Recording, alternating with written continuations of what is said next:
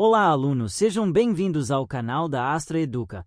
E vamos para mais uma aula voltada para o concurso das sedes do Distrito Federal.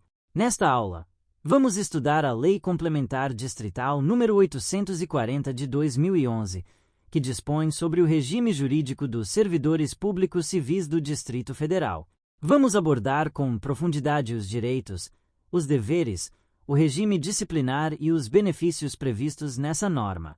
Esse é um conteúdo estratégico, pois a banca cobra tanto a literalidade dos dispositivos quanto a aplicação prática das regras no cotidiano da administração pública distrital. Vamos direto ao ponto. A Lei Complementar 840 de 2011 é o Estatuto dos Servidores do Distrito Federal. Ela se aplica aos servidores públicos civis da administração direta, autárquica e fundacional do DF. É fundamental compreender que ela não se aplica aos empregados públicos, que são regidos pela consolidação das leis do trabalho, nem aos militares, que possuem legislação própria. O regime estabelecido é o estatutário, o que garante ao servidor estabilidade após aprovação no estágio probatório e submete sua relação com o Estado a um conjunto específico de normas de direito público. Começando pelos direitos e vantagens. A lei garante ao servidor um conjunto de direitos essenciais para o exercício da função e para sua proteção social. O direito à remuneração é central. A remuneração é composta pelo vencimento básico do cargo somado às vantagens pecuniárias permanentes estabelecidas em lei. O vencimento é irredutível, ressalvadas as hipóteses previstas na Constituição Federal. As vantagens podem ser classificadas em indenizações e em gratificações e adicionais. As indenizações não se incorporam ao vencimento para nenhum efeito. Exemplos são a ajuda de custo, as diárias e o auxílio transporte. Já as gratificações e adicionais podem se incorporar ao vencimento ou provento nos casos e condições indicados em lei, como o adicional por tempo de serviço ou a gratificação de atividade específica, conforme o plano de carreira. O servidor tem direito a férias anuais remuneradas, com acréscimo de 1/3 constitucional. O período aquisitivo é de 12 meses de exercício. As férias podem ser usufruídas em até 3 etapas, desde que haja interesse público e requerimento do servidor. É vedada a acumulação de férias por mais de 2 períodos, salvo em situações excepcionais devidamente justificadas. O servidor pode converter 1/3 do período de férias em abono pecuniário, desde que requeira com antecedência mínima definida em regulamento. As licenças são outro ponto de grande relevância. A lei prevê licenças remuneradas e não remuneradas. Entre as remuneradas, destacam-se a licença gestante, com duração de 180 dias, sem prejuízo da remuneração, a licença paternidade, a licença adotante, com prazos definidos conforme a idade da criança, a licença por motivo de doença em pessoa da família, que pode ser concedida com remuneração integral ou reduzida, dependendo do prazo e das condições legais, e a licença para capacitação, que pode ser concedida a cada quinquênio de efetivo exercício para participação em curso de aperfeiçoamento profissional, desde que haja interesse da administração. Também existe a licença para tratar de interesses particulares, que não é remunerada e depende de autorização da chefia, não podendo ser concedida a servidor em estágio probatório. O servidor tem direito à progressão e à promoção na carreira, conforme critérios estabelecidos no plano de carreira específico, que geralmente envolvem tempo de serviço e avaliação de desempenho. A lei também assegura o direito de associação sindical e o direito de greve, nos termos e limites definidos na legislação federal aplicável. Agora vamos aos deveres e proibições. O servidor tem deveres funcionais que orientam sua conduta. Entre os principais, estão exercer com zelo e dedicação às atribuições do cargo, ser leal às instituições a que servir, observar as normas legais e regulamentares, cumprir as ordens superiores, exceto quando manifestamente ilegais, atender com presteza ao público em geral, prestando as informações requeridas e encaminhando processos, guardar sigilo sobre assunto da repartição, manter conduta compatível com a moralidade administrativa e zelar pela economia do material e conservação do patrimônio público. A lei também elenca proibições expressas.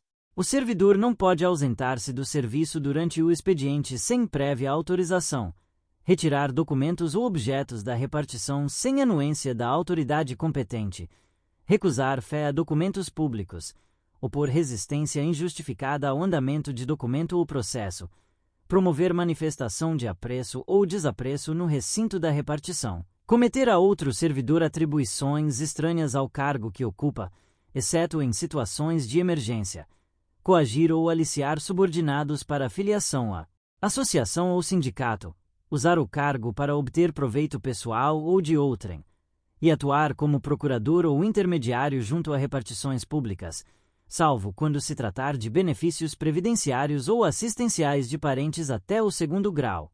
O descumprimento desses deveres ou a violação das proibições sujeita o servidor a sanções disciplinares. Entramos agora no regime disciplinar. O regime disciplinar estabelece as infrações funcionais e as penalidades aplicáveis. As penalidades previstas na Lei 840 são advertência, suspensão, demissão, cassação de aposentadoria ou disponibilidade, destituição de cargo em comissão e destituição de função de confiança.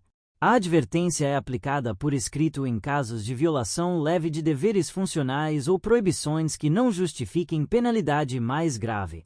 A suspensão pode ser aplicada em casos de reincidência, falta grave ou recusa injustificada a exame médico determinado pela administração, podendo chegar a 90 dias. Durante a suspensão, o servidor perde a remuneração e o tempo não conta para nenhum efeito.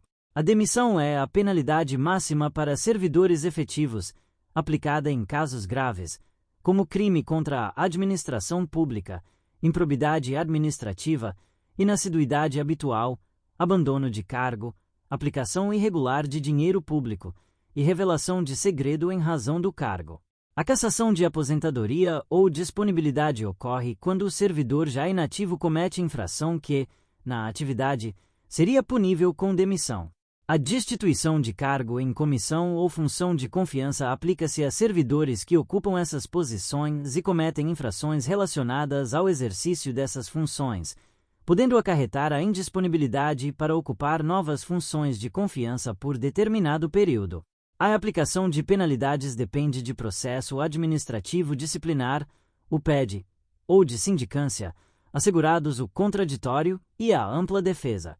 A sindicância é procedimento preliminar que pode resultar em arquivamento, aplicação de advertência ou suspensão de até 30 dias ou instauração de PED.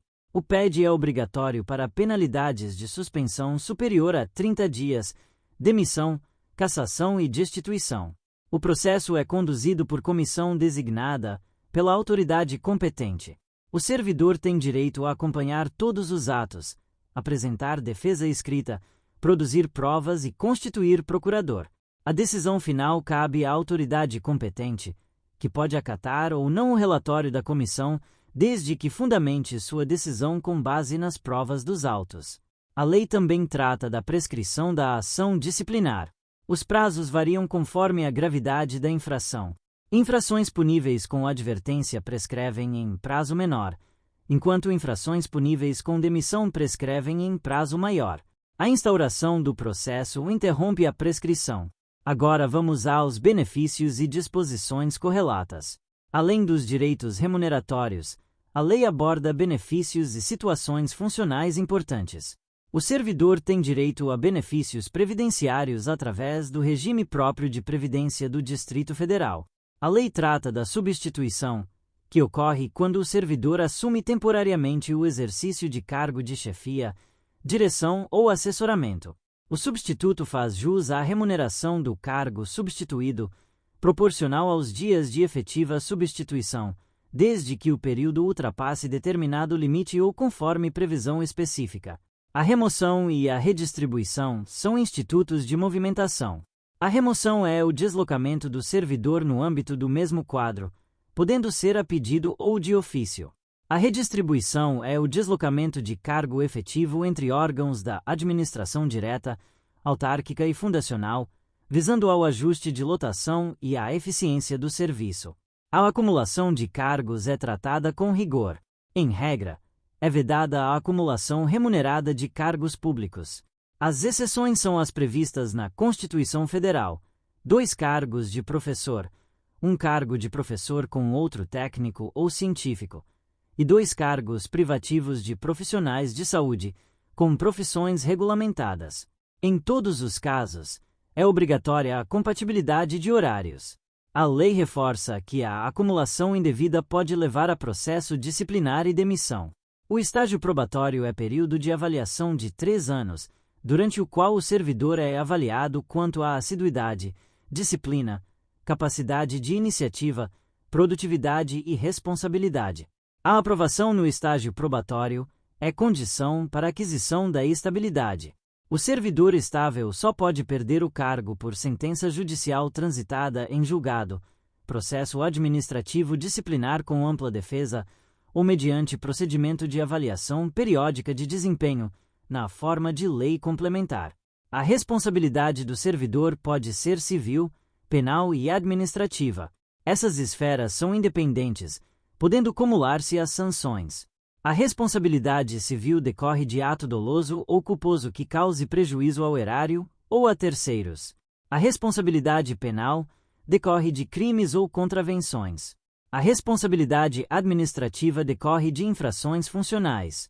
A absolvição criminal por negativa de autoria ou inexistência do fato afasta a responsabilidade administrativa. Para fechar, é essencial compreender que a Lei Complementar 840 de 2011 estrutura toda a vida funcional do servidor do DF, desde a investidura até a aposentadoria, definindo direitos, impondo deveres e estabelecendo o regime disciplinar que garante a regularidade e a ética no serviço público. O domínio desses pontos é decisivo para a prova das sedes.